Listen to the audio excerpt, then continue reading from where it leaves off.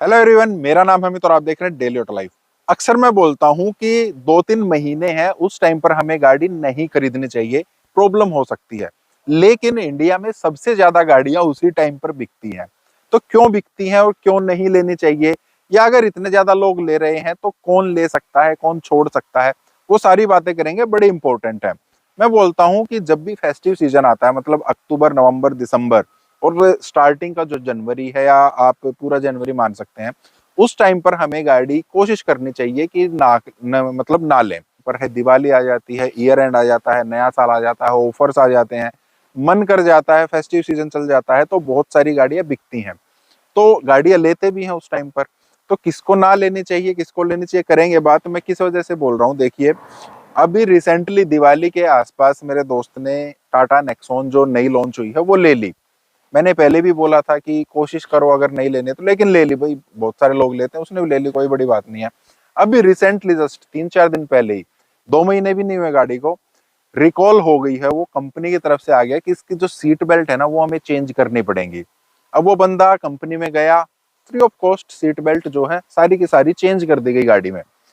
कोई दिक्कत नहीं है, अच्छा लगेगा ना यार, चलो कुछ दिक्कत थी तो आ गई। लेकिन मैं ये बोलता हूँ, मान लीजिए सीट बेल्ट में कोई मेजर गड़बड़ है, हालांकि टाटा ने ये नहीं बताया कि किस वजह से उन्होंने सीट बेल्ट चेंज की है। मैं मान लेता हूँ, मान ली उसमें एक कोई मेजर गड़बड़ आ गई, किसी का इस दौरान एक्सीडेंट हो गया, सीट बेल्ट ने अपना काम नहीं किया, एयर बैग खुल गए, उस पर जाकर टकराए और ज्यादा चोट लग सकती है। या हो सकता है जब एक्सीडेंट हो, सीट बेल्ट प्री टेंशनर उसके काम करने चाहिए या अटकनी चाहिए, वो नहीं अटक रही है, कुछ ना कुछ तो प्रॉब्लम है। इसी वजह से तो कंपनी सभी नेक्सॉन की जो नई गाड़ी आई है उनकी सीट बेल्ट चेंज कर रही है ना। देखिए वो किस वजह से है, मैंने अक्सर बताया है कि जब फेस्टिव सीजन आ जाता है उस टाइम पर सभी को पता है गाड़ियां ज्यादा बिकती हैं। कंपनीज के ऊपर प्रेशर होता है कि हमें बहुत सारा प्रोडक्ट डिलीवर करना है, मार्केट में अब नीड आ जाएगी, हर किसी को गाड़ी चाहिए है, सब चाहते हैं इस दौरान हमारे पास गाड़ी आ जाए। तो वो फटाफट जितना भी प्रोडक्शन है सबको शुरू कर देते हैं। प्रोडक्शन होते होते बहुत सारी गाड़ियां जो है चेक होती रहती है कि कोई प्रॉब्लम तो नहीं आ रही है। उस टाइम पर मोस्ट ऑफ द केस में क्या होता है, मान लीजिए कंपनी को पता चल गया है प्रोडक्शन के टाइम पर ही कि इस गाड़ी में ये प्रॉब्लम आ गई है या इस पार्ट में ये प्रॉब्लम आ गई है।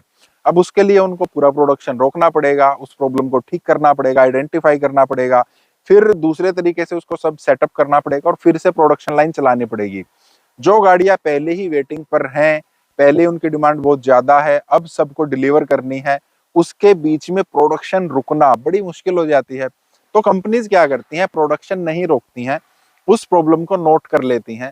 अगर वो ठीक करने लायक है, उनको लग रहा है कि हम बाद में इनको रिकॉल करके या अपने सर्विस सेंटर पर ठीक कर सकते हैं, तो उनको चलने देते हैं, जाने दो, कोई दिक्कत नहीं है, अभी सेल का टाइम है, अभी तब आके सेल करते हैं, कस्टमर को प्रॉब्लम होगी कोई बात नहीं, उनको बुला लेंगे, टाइम उनका खराब होना है, हमारा तो क्या है।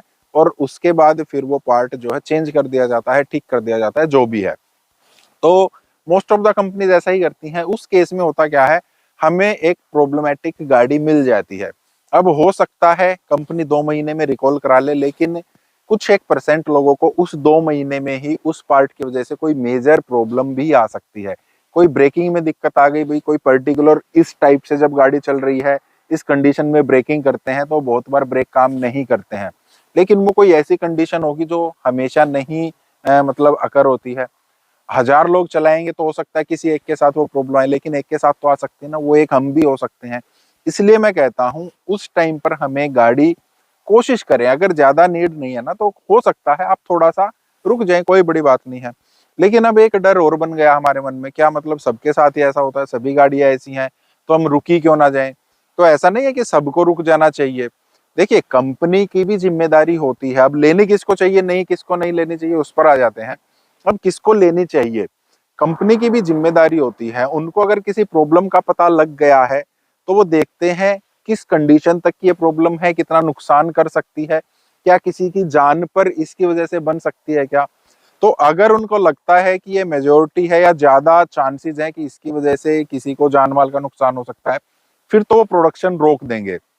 बड़ी कंपनीज हैं, ऐसा नहीं है कि उनके लिए सब कुछ पैसा ही है, उनकी गुडविल है, वहां पर भी लोग बैठे हैं, उनको पता है कोई गाड़ी ले रहा है तो वो मतलब हमारी इस प्रॉब्लम की वजह से किसी की जान नहीं जानी चाहिए, बाद में पता लगेगा बड़ी दिक्कत हो जाएगी। तो अगर मेजर प्रॉब्लम आ गई है तो वो प्रोडक्शन डेफिनेटली रोक देंगे, उसको ठीक किया जाएगा। एक हमने देखा था सैमसंग की तरफ से नोट 7 आया था, उन्होंने वो अपनी पूरी सीरीज बंद कर दी क्योंकि उसकी बैटरी में प्रॉब्लम आई थी।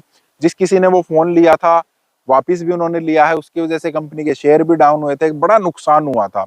लेकिन बड़ी कंपनीज अगर किसी को पहले पता लग जाए इतना रिस्क वो नहीं लेंगी। तो एक तो बात ये है, तो आप ले सकते हैं थोड़ा, मतलब ज्यादा आपको झिझकना नहीं है। आप ये चीज मानकर चलिए कि अगर प्रॉब्लम आई तो कंपनी उसको आइडेंटिफाई करेगी, आपको सर्विस सेंटर पर बुलाएगी, एक दिन आपकी गाड़ी वहां रह सकती है या कुछ घंटे रह सकती है, फ्री ऑफ कॉस्ट आपका काम हो जाएगा। बस इतनी तकलीफ आपको लेनी है। कौन ना ले? जिनको बिल्कुल ही पसंद नहीं है ना, बहुत सारे लोग होते हैं जो थोड़े जेलस होते हैं अपनी गाड़ी को लेकर, नहीं यार मेरी गाड़ी ना बिल्कुल परफेक्ट होनी चाहिए, मैंने इतने पैसे दिए हैं। बहुत सारे लोगों को लगता है यार गाड़ी ली है 2 महीने में इसमें प्रॉब्लम आ गई है, हमारे लिए लकी रहेगी अनलकी रहेगी।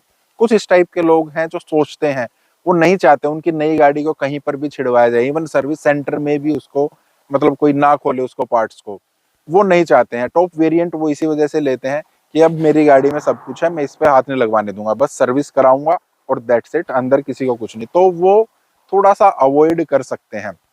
सिर्फ फेस्टिव सीजन में ही नहीं, अभी क्या होगा, फेस्टिव सीजन आता है दिसंबर के आसपास, एंड के आसपास सभी प्रोडक्शन बंद हो जाते हैं, सभी के प्लांट बंद हो जाते हैं, क्योंकि अब वो पुरानी गाड़ी नहीं मतलब बेचना चाहते हैं।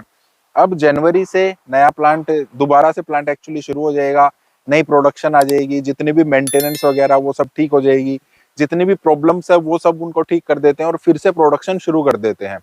तो उसमें भी पहले 10 दिन में हो सकता है, चांस हो सकते हैं कि फिर से गाड़ी में कोई प्रॉब्लम आ जाए, कोई नई प्रॉब्लम आ जाए, क्योंकि पूरी मेंटेनेंस हुई है प्लांट की, उसकी वजह से कोई पार्ट इधर उधर छिड़ सकते हैं, कोई सॉफ्टवेयर में इशू हो सकता है। तो उसकी वजह से पहले 10 दिन के लिए जो प्रोडक्शन आया है उसमें किसी गाड़ी में कोई प्रॉब्लम आ गई, किसी लॉट में कोई दिक्कत आ गई, तो फिर से उसको रिकॉल कर सकते हैं। तो आप जनवरी में जितना भी स्टॉक आ रहा है ना उसको भी थोड़ा सा अवॉइड कर सकते हैं, अगर आप उस टाइप के लोग हैं कि मेरे को गाड़ी में कोई भी प्रॉब्लम नहीं चाहिए, फिर आप ऑनवर्ड्स खरीद सकते हैं। तो प्रॉब्लम्स आ सकती हैं, वैसे जरूरी नहीं कि उसी टाइम पर आएंगी, आप प्रॉब्लम कभी भी सकती हैं, लेकिन चांस तब होता है ज्यादा जब प्रोडक्शन की ज्यादा जरूरत है और वो रोकते नहीं है, चलने देते हैं। तो आपके साथ यही शेयर करना था। अगर आपके पास नेक्सॉन है, आपके पास कॉल आई है नहीं आई है, या एक बार आप सर्विस सेंटर से पता कर लीजिए, सीट बेल्ट्स में कुछ प्रॉब्लम है उसको वो चेंज कर रहे हैं, पहले के मुकाबले ज्यादा स्मूथ हो जा रही है, जब नहीं लगा रहे हैं ना तो ज्यादा स्मूथ आपको लगेगी। बाकी मुझे आज यही शेयर करना था। इस टाइप की और वीडियोस के लिए आप वीडियो को लाइक करना, चैनल को सब्सक्राइब करना। मिलते हैं नेक्स्ट वीडियो में। Thank you, bye bye.